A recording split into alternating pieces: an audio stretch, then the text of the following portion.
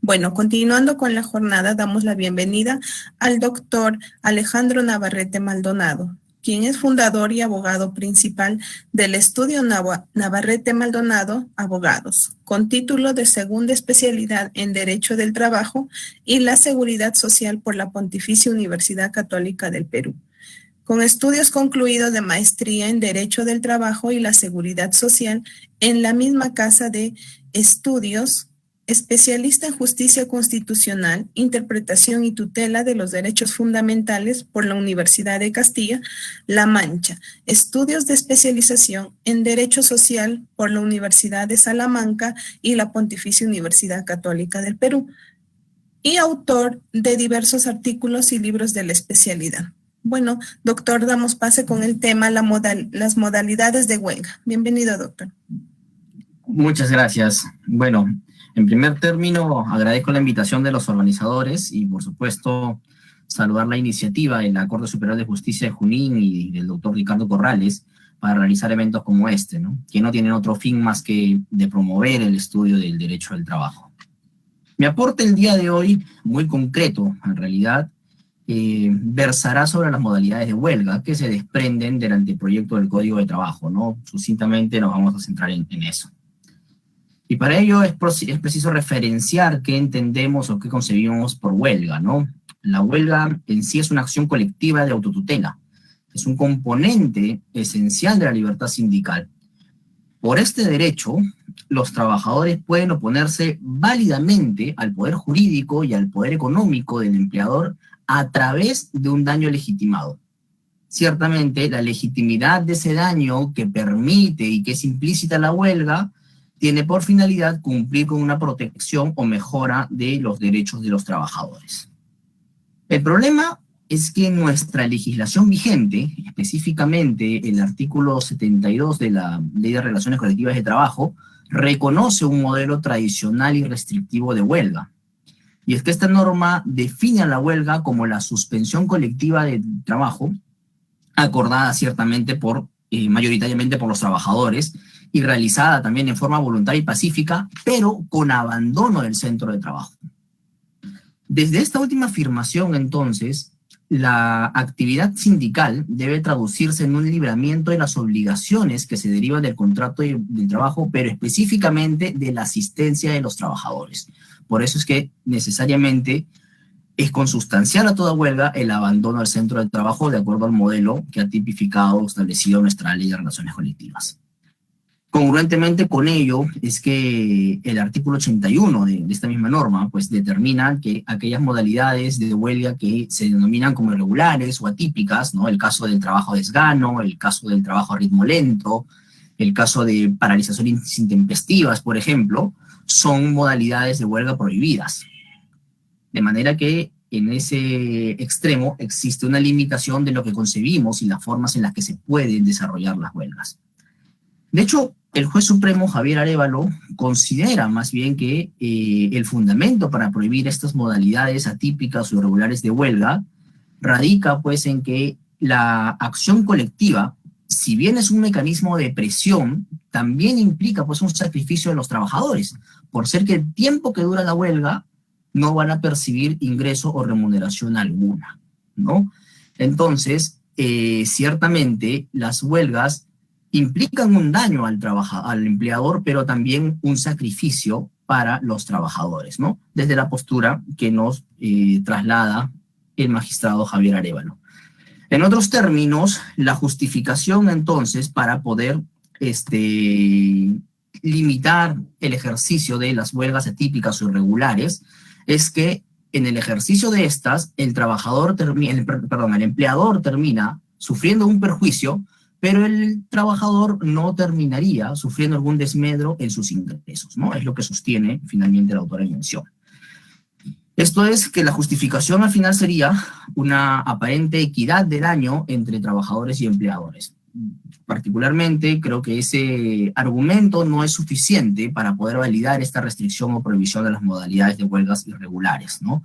Porque precisamente la huelga importa, por su naturaleza, por sí mismo, un daño legitimado al empleador, no reflejándose esa misma condición como un fundamento necesario hacia el trabajador. Es decir, Toda huelga implica un daño necesario o consustancial en el empleador, pero no así debe de reflejarse en todos los casos en algún perjuicio o daño o menoscabo, por lo menos, de intereses y derechos al trabajador.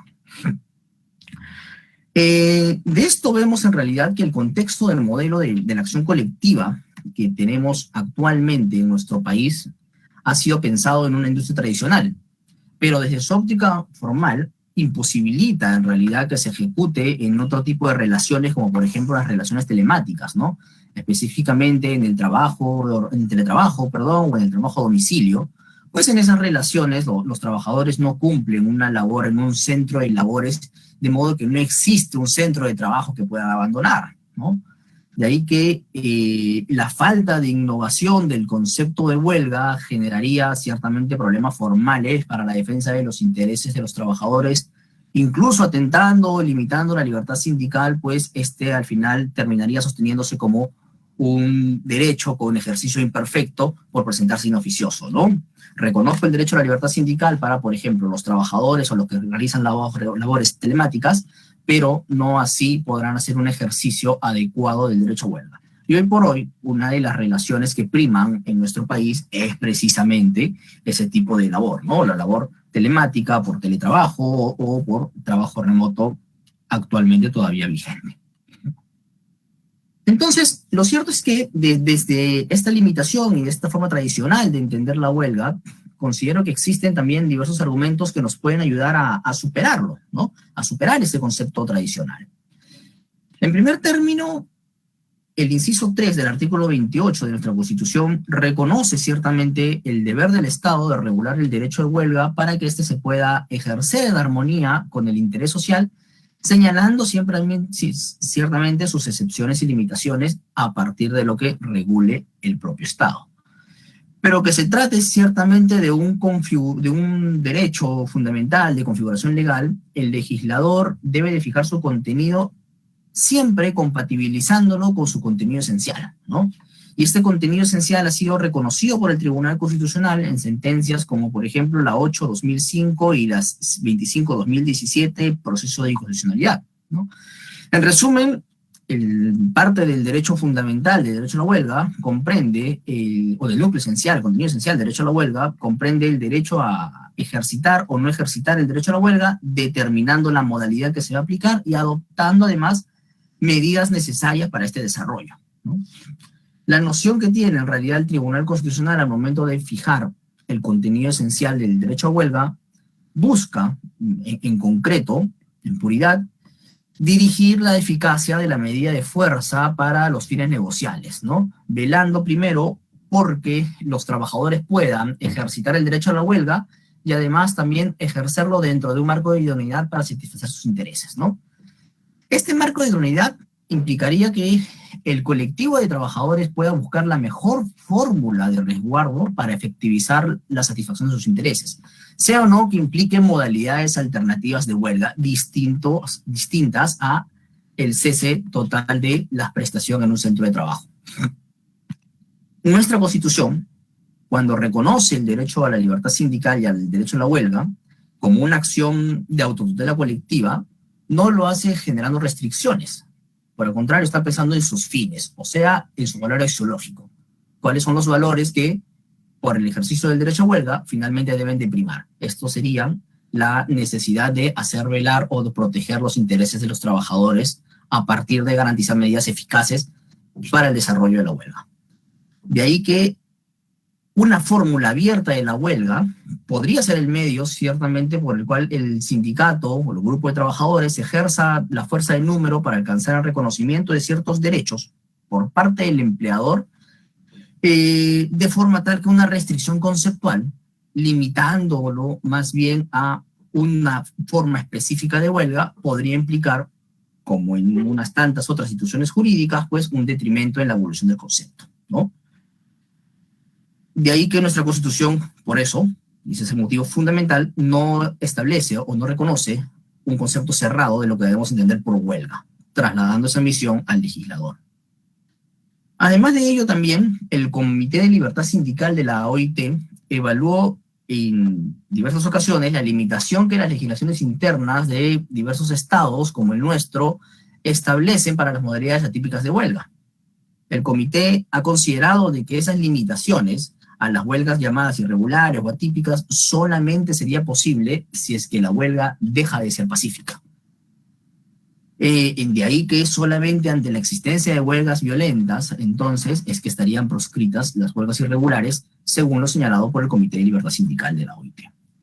Pero no confundamos aquí la necesaria realización de una huelga pacífica con la inexistencia del daño al empleador, ¿no? El fundamento de la huelga siempre será el daño, porque ese es el mecanismo que la Constitución y nuestra legislación y en sí la naturaleza misma de esta institución jurídica dotan pues a los trabajadores para alcanzar sus intereses. Huelga sin daño es imposible de pensar.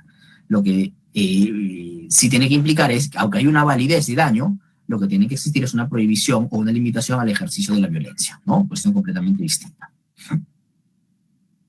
El artículo 425 del anteproyecto del Código de Trabajo ha definido más bien el derecho a huelga de una forma más amplia.